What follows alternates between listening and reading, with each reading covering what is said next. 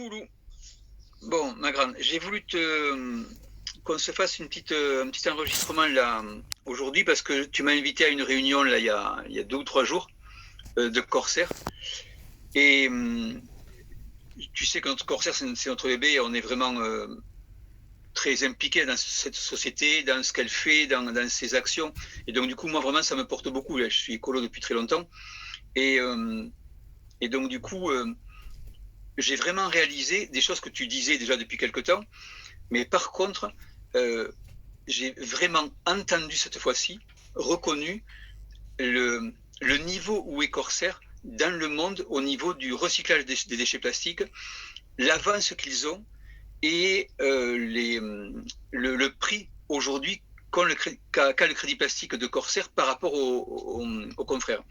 Donc, moi aujourd'hui, j'ai compris que notre prix du crédit plastique par rapport, puisque le crédit plastique, ça existe depuis déjà quelques temps, et surtout, on n'est pas les seuls à émettre du crédit plastique pour que les sociétés ou les particuliers deviennent neutres en plastique.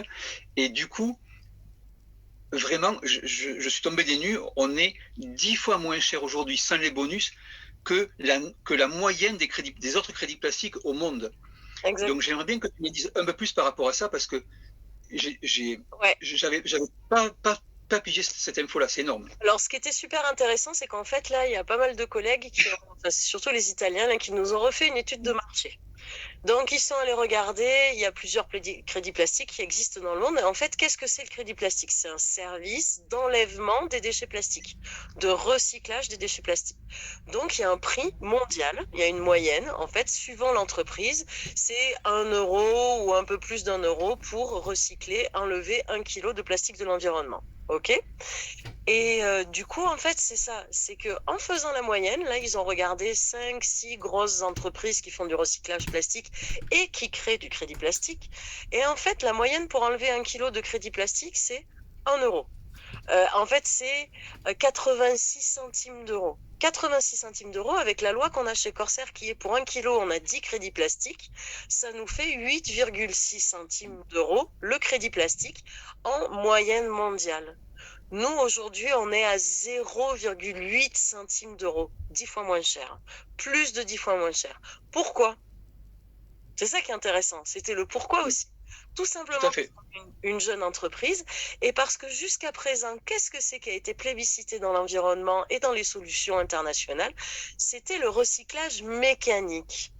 Mais aujourd'hui, qu'est-ce qu'on a identifié? C'est qu'en fait, le recyclage mécanique, il est limité, il a un cycle de vie limité. Tu ne peux pas le répéter ad vitam aeternam, d'accord? Et en fait, aujourd'hui, le besoin, c'est quoi? C'est le recyclage chimique. Et c'est exactement ce qu'on fait chez Corsair. Ça, c'est un truc sur lequel je voulais insister aussi. C'est pareil, tu donnes l'indication du WWF depuis longtemps, comme quoi c'est vraiment important de cet organisme-là qui édicte un peu ce qu'est le crédit plastique ou autre. Et c'est pareil, j'avais pas pigé du tout qu'on était quasiment les seuls, presque au monde, à faire d'une manière importante du crédit plastique à partir du recyclage chimique. Tous les autres sont à partir des recyclages mécaniques. Et effectivement, ce que je n'avais pas noté du tout, c'était que le recyclage mécanique n'est pas aussi performant que le recyclage chimique pour le recyclage à 100%. Et ça, j'ai trouvé ça pareil, énorme, quoi. Ça fait 2 informations que je trouve de ouf, quoi. Exactement. Et c'est là où c'est vraiment très intéressant parce que on se rend compte qu'aujourd'hui, en fait, Corsair a vraiment sa place. Je voudrais juste mettre quelque chose de façon à vraiment transmettre l'information correctement. C'est un petit document, d'accord, qui va montrer, en fait, c'est quoi la demande dans les mois à venir, dans les années à venir du recyclage. Donc aujourd'hui, si on regarde ce qu'on vient soutenir la WWF qui dit que c'est recycler du plastique, éventuellement le recycler en fait. Qu'est-ce que c'est le crédit plastique? C'est retirer du plastique de l'environnement pour éventuellement le Mm. recycler. Nous, on le recycle, c'est pas éventuel, c'est une réalité. Ouais. Et en fait, quand on regarde le recyclage mécanique, 2019, on a 21 millions de tonnes par an qui sont recyclées. En 2030, on voit que ça va multiplier par 4 et en 2040, multiplier par 6. Quand on regarde le recyclage chimique, en 2019, on avait 1,4 million. Ça a multiplié par 3 déjà pour 2030. Et en fait, on est à 2040 à 135 fois cette demande. C'est pas compliqué. L'autre jour, j'ai assisté à une réunion des acteurs du plastique sur le territoire français. Les subventions et les recherches sont axées pour toute solution de recyclage chimique. Il n'y avait pas écrit recyclage mécanique, hein. Recyclage chimique. Et c'est exactement ce qu'on fait chez Corsair. Donc, on est au bon endroit, au bon moment. Ouais. On est d'accord ? Ça, j'ai trouvé ça mais complètement énorme, sans parler d'un chiffre aussi qu'on avait, mais qu'on avait déjà depuis quelque temps, le fait que dans les années qui viennent, c'est 100 milliards de litres qui sont utiles pour pouvoir satisfaire la demande mondiale.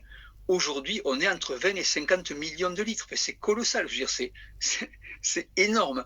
Et c'est pour ça qu'au niveau de Corsair, ce qui, moi, j'étais déjà convaincu de ça, mais avec ces chiffres-là, c'est vraiment la confirmation économique pure que pour les 20 ou 30 ans qui viennent, Corsair est complètement là dans le marché. Et il y a aussi une chose qui est très importante, c'est que même si aujourd'hui on est sur du recyclage qui peut être aussi lié à des hydrocarbures, donc du coup on remet le pétrole, même si on pollue moins, etc., on remet dans la chaîne où on va brûler du pétrole.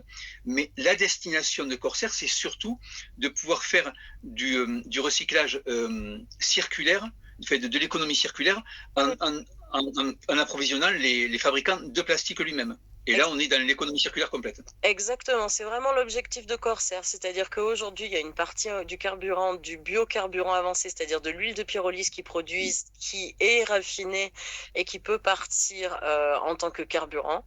L'objectif final de Corsair, c'est de rester dans l'industrie de la plasturgie et de la pétrochimie.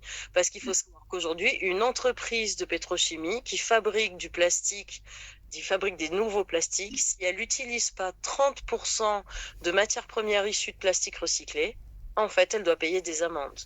Donc, elles sont très fortement invitées à utiliser exactement ce que produit Corsair. Donc, c'est clair que quand on étudie le marché, celui qui prend le temps d'étudier le marché, de comprendre quelle est la demande en huile de pyrolyse, en ce que fait Corsair aujourd'hui, on se rend compte qu'on est vraiment au bon endroit, au bon moment, il n'y a pas photo. Voilà. Est-ce qu'il y avait autre chose à partager ? Écoute, non, je pense que c'est vraiment le plus important, parce que là, vraiment, on est dans le cœur, que les données économiques de Corsair sont promises au niveau d'une expansion de la société à un bel avenir. Quoi. On est vraiment, sur le plan économique pur, c'est magnifique. Quoi. Là, ça ne peut que décoller au niveau de cette boîte, ça ne peut que prendre de l'ampleur. Moi, je connais bien les phénomènes boursiers et compagnie. La valorisation de la société va prendre beaucoup de valeur dans les prochaines années.